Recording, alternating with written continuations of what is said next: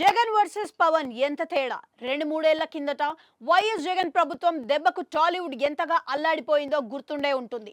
పవన్ కళ్యాణ్ నటించిన వకీల్ సాబ్ చిత్రాన్ని టార్గెట్ చేసే క్రమంలో ఏపీ అంతటా టికెట్ల ధరలను తగ్గించేసే సినిమాలను నమ్ముకున్న వాళ్ళంతా విలవిలలాడిపోయేలా చేసింది జగన్ సర్కారు.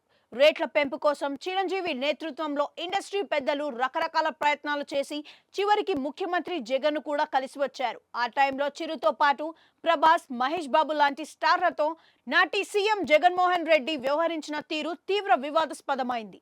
కారు బయట పెట్టించి నడుచుకొని తన కార్యాలయానికి వాళ్ళంతా వచ్చేలా చేయడమే కాదు, చిరు లాంటి లెజెండరీ పర్సనాలిటీ జగన్ కు దండం పెట్టి సమస్య తీర్చాలని అడుక్కునేలా చేయడం చాలా మందికి రుచించలేదు.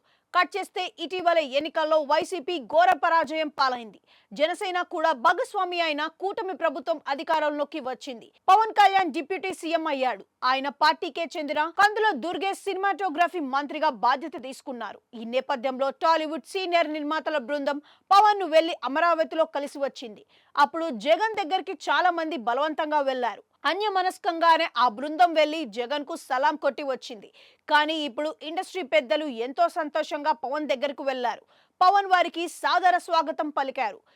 తమ వాడైన పవన్ తో సినీ పెద్దలు ఆత్మీయంగా సమావేశమయ్యారు. ఇండస్ట్రీ సమస్యలు పవన్ కు తెలియని కాదు కాబట్టి, తాను ఒకప్పుడు బాధితుడే కాబట్టి ఇక్కడ ఇబ్బందుల పట్ల సానుకూలంగా స్పందించి ఇండస్ట్రీకి మేలు చేసే నిర్ణయాలు ఈ ప్రభుత్వంలో తీసుకునేలా చేస్తాడనడంలో సందేహం లేదు.